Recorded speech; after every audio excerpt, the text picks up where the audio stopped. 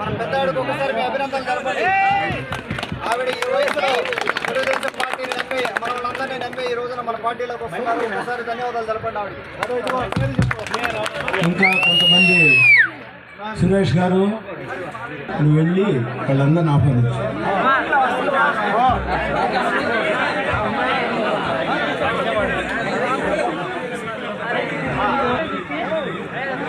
Podili Adamma care ఇక్కడికి విచ్చేసి ఉన్నారు. వారందరినీ కండవాలు కప్పి పార్టీలోకి ఆహ్వానించవలసిందిగా కోరుచున్నాం.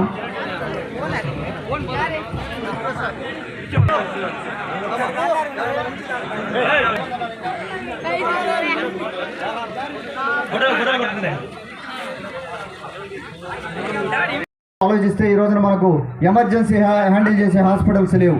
ఏదన్నా అత్యవసర ఇబ్బంది వస్తే నెల్లూరుకో ఆత్మకూరుకో పోయే లోపల ఊపిరిపోతూ ఉంది. సో అదొకటి ఆలోచన చేసి మనం హాస్పిటల్ సౌకర్యం పెంచుకోవాల్సిన అవసరం ఉంది. వింజమూరులో అవ్వచ్చు, ఉదయగిరిలో అవ్వచ్చు, మనకి ఎక్కడ అవకాశం ఉంటే అక్కడ ఎమర్జెన్సీ హ్యాండిల్ చేసే హాస్పిటల్ వ్యవస్థ పెరగాల్సిన అవసరం ఉంది. ఎందుకు చెప్తున్నానంటే ఇండిపెండెన్స్ వచ్చి ఈరోజు దాదాపుగా 75 సంవత్సరాలు అయినా కూడా కొన్ని బేసిక్ ఫెసిలిటీస్ అంటే జనరల్గా ఒక కుటుంబానికి కావాల్సిన బేసిక్ ఫెసిలిటీస్ కూడా ఈ రోజున ఇక్కడ లేవు. 8 మండలాల్లో కూడా ఎంతోమంది ఇబ్బంది పడుతున్నారు. కొన్ని వేల ఫ్యామిలీని నేను కలవడం జరిగింది. చారిటబుల్ ట్రస్ట్ ద్వారా చేసిన కార్యక్రమాల వల్ల ఎన్టీఆర్ సంజీవిని ఆరోగ్య రథం ద్వారా దాదాపుగా 29,000 మంది పేషెంట్లని ట్రీట్ చేసాం మేము. ఆ విధంగా అన్నా క్యాంటీన్ అవ్వచ్చు, రకరకాల ప్రోగ్రామ్స్ తోటి ఎంతోమంది ఆర్థిక ఇబ్బందుల్లో ఉన్న ఆరోగ్య సమస్యలు ఇచ్చినా కూడా వాళ్ళ ఇంట్లోకి వెళ్ళి కూర్చొని మాట్లాడి కొన్ని వేల మందికి హెల్ప్ చేయడం జరిగింది.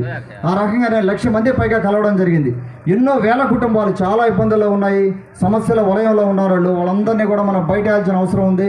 అలాగే మన తెలుగుదేశం పార్టీ కార్యకర్తలు అవ్వచ్చు, జనసేన పార్టీ కార్యకర్తలు అవ్వచ్చు, బీజేపీ పార్టీ కార్యకర్తలు అవ్వచ్చు, ఈ 5